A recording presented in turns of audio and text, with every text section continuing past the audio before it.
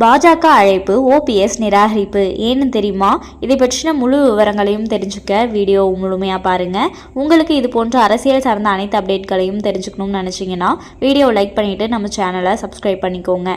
வாங்க வீடியோக்குள்ள போலாம். 2026 தமிழ்நாடு சட்டப்பேரவை தேர்தலுக்கான வியூகம், கூட்டணி, கட்சி பணிகள் குறித்து பாஜக மாநில நிர்வாகிகளுடன் தலைவர்கள் முக்கிய ஆலோசனையில் ஈடுபட்டனர். தமிழ்நாடு பாஜக சார்பில் மாநில அமைப்பு செயல்பாட்டு பயிற்சி முகாம் சென்னையில் நேற்று நடந்தது. இதற்கு அந்த கட்சியின் தேசிய பொதுச் செயலாளர் PL சந்தோஷ் தலைமை தாங்கினார். தமிழ்நாடு தலைவர் நயினார் நாகேந்திரன், ஒன்றிய இணை அமைச்சர் எல் முருகன், மேலிட பொறுப்பாளர் அரவிந்த் மேனன், முன்னாள் தமிழ்நாடு தலைவர்கள் பொன் ராதாகிருஷ்ணன், தமிழிசை, அண்ணாமலை, தேசிய செயற்குழு உறுப்பினர் H ராஜா, தேசிய மகளிர் அணி தலைவர் வானதி சீனிவாசன் உட்பட புதிதாக நியமிக்கப்பட்ட மாநில நிர்வாகிகள், மாவட்ட தலைவர்கள் என 100க்கும் மேற்பட்டோர் கலந்து கொண்டனர். இதில் சட்டப்பேரவை தேர்தல் வியூகம், கூட்டணி, களப்பணி தொடர்பான பல்வேறு ஆலோசனைகளை தலைவர்கள் வழங்கினர். அதிமுக பாஜக கூட்டணியை பலப்படுத்துவது, தோழமை கட்சிகளான பாமக, தேமுதிகவை கூட்டணியில் நீடிக்க செய்வதற்கான அணுகுமுறைகள், சமூக ஊடகங்களை திறம்பட எவ்வாறு பயன்படுத்துவது, ஒன்றிய அரசின் திட்டங்களை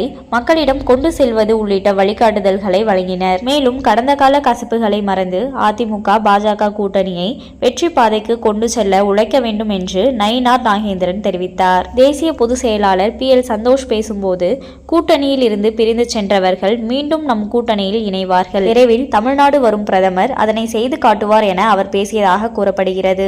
இதற்கிடையே PL சந்தோஷ் OPS சந்திப்புக்கு பாஜக தரப்பில் முயற்சி மேற்கொள்ளப்பட்டது.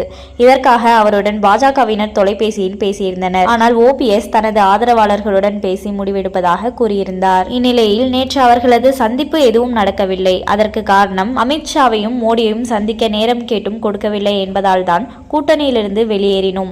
இப்போது PL சந்தோஷை சந்திக்க அழைப்பு விடுகின்றனர். இதை ஏற்கக்கூடாது என்பது OPS மற்றும் அவரது ஆதரவாளர்களின் நிலைப்பாடாக இருந்திருக்கிறது. இந்த தகவல் PL சந்தோஷுக்கு தெரிவிக்கப்பட்டது என்றும் அதற்கு ஆகஸ்ட் 26ஆம் தேதி மோடி தமிழ்நாடு வரும்போது OPS-ஐ சந்திக்க வைப்போம் என்று அவர் கூறியதாகவும் சொல்லப்படுகிறது. எப்படியாவது OPS-ஐ மீண்டும் கூட்டணியில் இணைக்க முயற்சிகள் நடைபெற்று வருவதாகவும் பாஜக நிர்வாகிகள் தெரிவித்துள்ளனர். இதை பற்றின உங்களுடைய கருத்தை கமெண்ட்ல சொல்லுங்க. இது போன்ற அரசியல் சார்ந்த அனைத்து அப்டேட்களையும் தெரிஞ்சுக்கணும்னு நினைச்சீங்கன்னா வீடியோ லைக் பண்ணிட்டு நம்ம சேனலை சப்ஸ்கிரைப் பண்ணிக்கோங்க. அடுத்த ஒரு வீடியோல பார்க்கலாம். நன்றி.